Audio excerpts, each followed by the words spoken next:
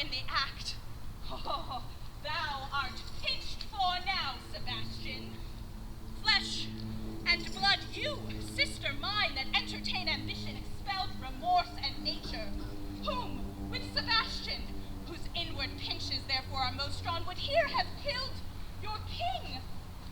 I do forgive thee, unnatural though thou art. Their understanding begins to swell, and the approaching tide will shortly fill the reasonable shore that now lie foul and muddy. Not one of them that yet looks on me or would know me. Oh, Ariel, fetch me the hat and rapier in my cell. I will discase me and myself present, as I was sometimes malign. Quickly, spirit, thou shalt ere long be free. Where the bee sucks, there sucks I. Out with the hell I lie. There a couch when owls do cry. On the bat's back I do fly. After some merry life,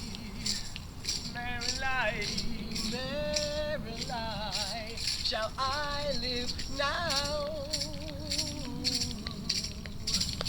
Under the blossom that hangs on the bough. Why, that's my safety, Ariel. I shall miss thee. Not yet. Thou shalt have freedom.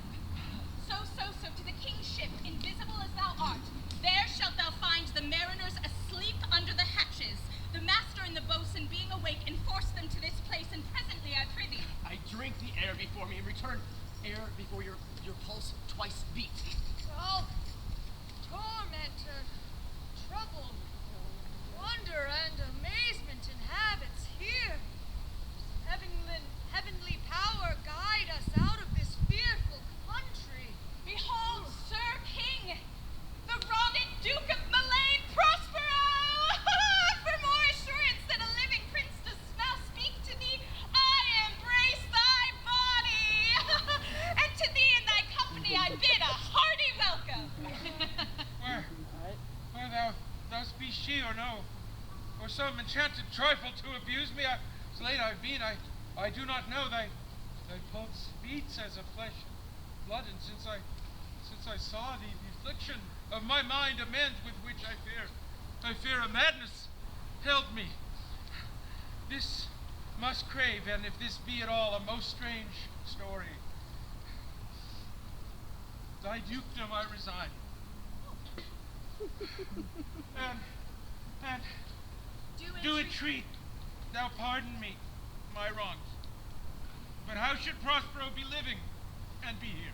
First, noble friend, let me embrace thine age whose honor cannot be measured or confined. Whether this be or be not, I'll not swear. Oh, you do yet taste some subtleties of the isle that will nor let you believe things certain. Welcome, my friends all.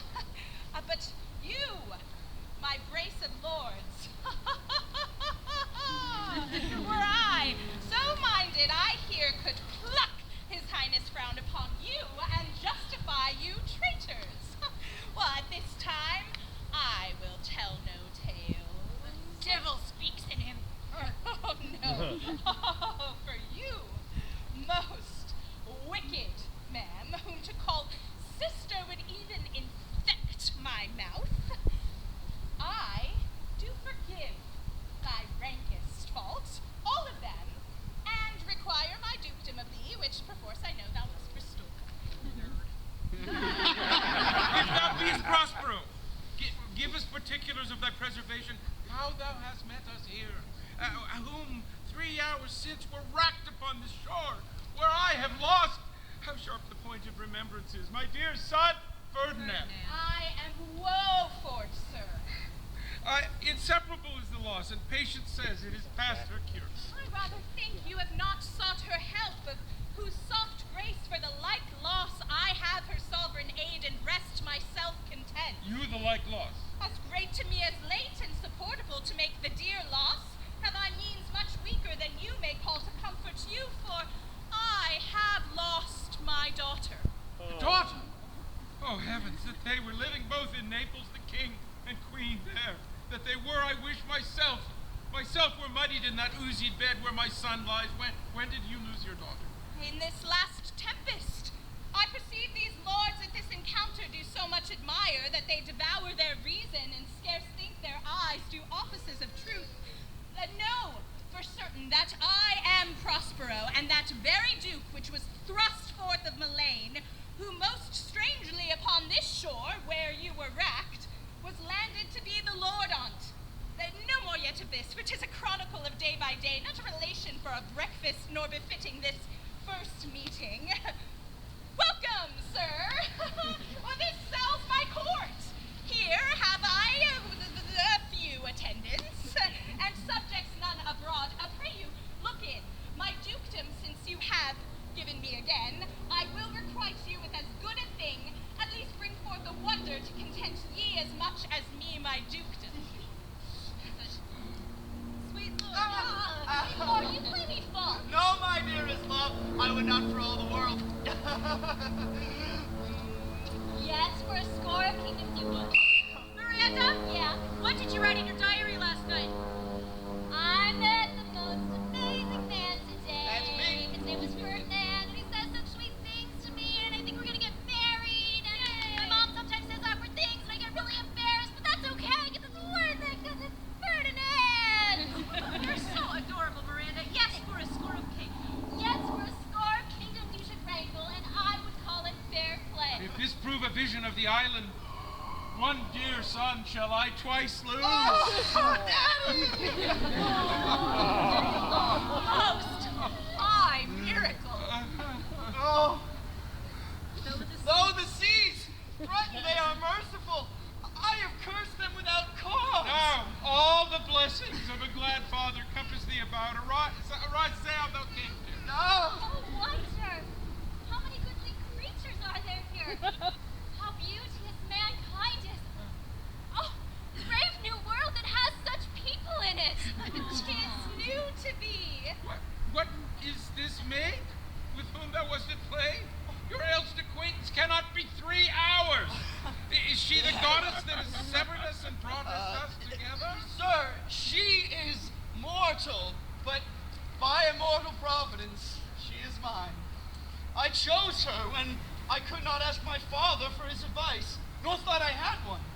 She is daughter to this famous Duke of Mullane, of whom so often I have heard renown, but never saw before, of whom I have received a second life and second parent. This lady makes him to me. I am hers. Oh, how oddly will it sound that I must ask my child forgiveness. Oh, there, sir, stop! Let us not burthen our remembrances with a heaviness that's gone. I have inly wept, or should have spoke ere this. Look down, you gods, and on this couple drop a blessed crowd. For 'tis you that have chalked forth the way that brought us hither. I say amen, Gonzalo, amen. Amen. Was Mullane thrust from Mullane that his issue should become king of Naples, or rejoice beyond a common joy and set down with gold on lasting pillars? In one voyage did Clarabelle find her husband at Tunis, and Ferdinand, her brother, found a wife where he himself was lost. Prospero, her dukedom in a poor isle, and all of us ourselves when no man was his own. Give me your hands. Oh. Let grief and sorrow still embrace his heart that doth not wish you joy. Be it so, amen. Oh, look, sir, here's more of us. Oh. I prophesied if a gallows were on land, this fellow would not drown. I said that. You remember I said that? Thou blasphemy that swearest grace o'erboard, not an oath on shore. Hast thou no mouth on land? What is the news? The best news is that we have safely found our king and company. Hey. The next, our ship, which is but 3 glasses since when we gave out split, is tight and yard and bravely rigged as when we first put out to sea. What? Sir, all this service have I done since I went. My tricksy spirits. These are not natural events. Strange. Strangers say, how came you hither? If I did think, sir, I were well awake, I'd strive to tell you. We were all dead of sleep, and what? We know not. We know how not. How we know not. All clapped under hatchet. What? Never mind. Aware, but even now, with strange and several noises of roaring, shrieking, howling, and jingling chains. Where am I? And more diversity of sounds, all horrible. We were awaked, and straight away, all at liberty, where we in all our trim freshy beheld our rail good and gallant ship, our master capering to eye her and thrice so please you. Even in a dream we were divided from them, and we were brought moping hither. Wasn't well done? Oh, bravely, my diligence, thou shalt be free. This is as strange a maze as e'er man trod, and there is in this business more than nature was ever conduct of. Some oracle must rectify our knowledge. Sir, my liege, do not infest your mind with beating on the strangeness of this business. At picked leisure, which shall be shortly single, I'll resolve you, which to you shall seem probable, of every these happened accidents. Till when be cheerful, and think of each thing well. Come hither, spirit, set Caliban and his companions free, untie the spell. How fares my gracious sir? There are yet missing of your company some few odd lads that you remember not. And my no man take care for himself! Oh, we're all in the fortune, Coraggio, bully monster Coraggio! Oh, if these be true spies which I wear in my head, here's a goodly sight. Oh, set a boss, but these be brave spirits indeed. How fine my master is, I am afraid she will chastise me. What things are these, my Lord Antonio? Will money buy 'em? Very like. One of them is a plain fish, and no doubt marketable. Slavery again. Mark but the badges of these men, my lords, then say if they be true. This misshapen knave, his mother was a witch, and one so strong that could control the moon, make flows and ebbs, and deal in her command without her power. These three have robbed me, and this demi-devil, for he's a bastard one, had plotted with them to take my life. Two of these fellows you must know and own. This thing of darkness, I acknowledge mine. I shall be pinched to death. Is not this Stefano? My drunken butler? He is drunk now. We're heady wine. And Trinculo is wheeling ripe. Where should they find this grand liquor that hath gilded him? How camest thou in this pickle? I have been in such a pickle since I saw you last, that I fear me will never out of my bones. I shall not fear fly blowing. Why, how now, Stefano? Touch me not. I am not Stefano, but a cramp. You'ld be king of the isle, sirrah. I should have been a sore one then. This is as strange a thing as e'er I looked on. He is as disproportioned in his manners as in his shape.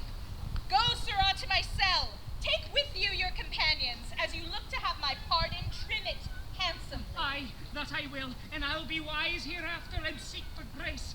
But a thrice double ass was I to take this drunkard for a god and worship this dull fool. Go to away! Hence, and bestow your luggage where you found it. Or stole it, rather. Sir, I invite your highness and your train to my poor cell, where you shall take your rest for this one night, which part of it I'll waste with such discourse as I not doubt shall make it go quick away. The story of my life, and the particular accidents gone by since I came to this isle.